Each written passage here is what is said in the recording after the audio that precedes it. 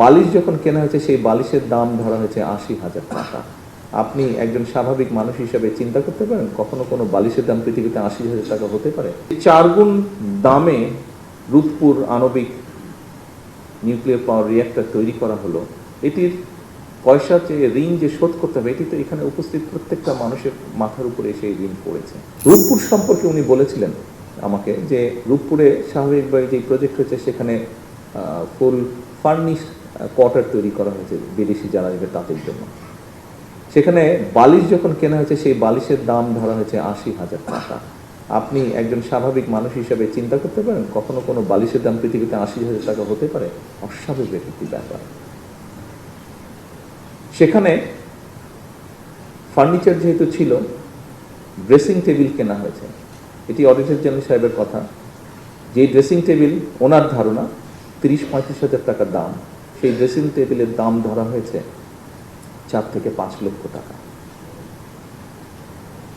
এই রূপপুর প্রকল্পটি সিমিলার প্রকল্প আমাদের পাশের একটি দেশ করেছে, তাদের লেগেছে এবাউট খুব সম্ভবত ১৪,০০০ থেকে ১৪,০০০ কোটি টাকার মতো।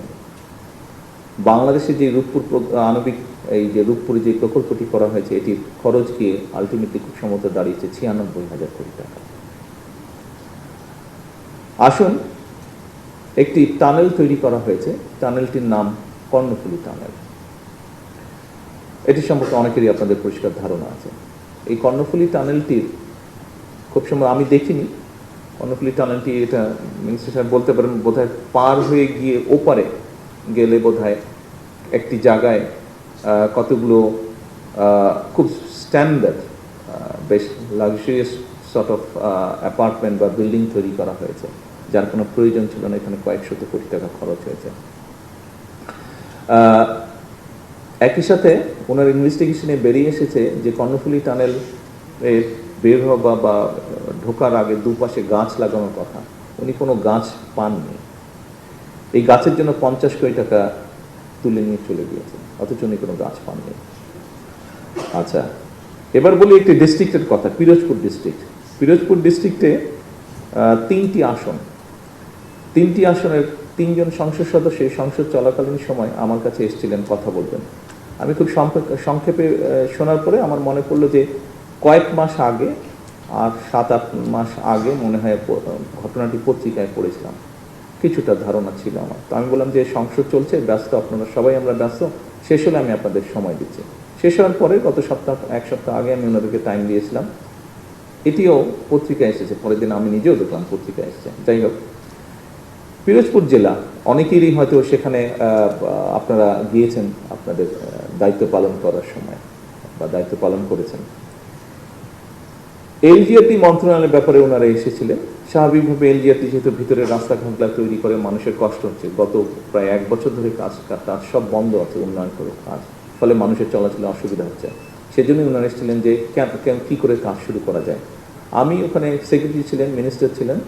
আমি কথা প্রশ্ন থেকে জানতে পারলাম যে সেখানে শুধু এলজিআরডি একটা মিনিস্ট্রি থেকে ৩৫০০ কোটি টাকা নাই হয়ে গিয়েছে, শুধু কাগজ দেখিয়ে টাকা নিয়ে চলে গেছে, কোনো কাজ হয়নি। জাস্ট উপরে কোনো রকম একটা লোক দেখাতে হবে একটা কিছু করেছে, ৩৫০০ কোটি টাকা গায়েব হয়ে গেছে, নেই।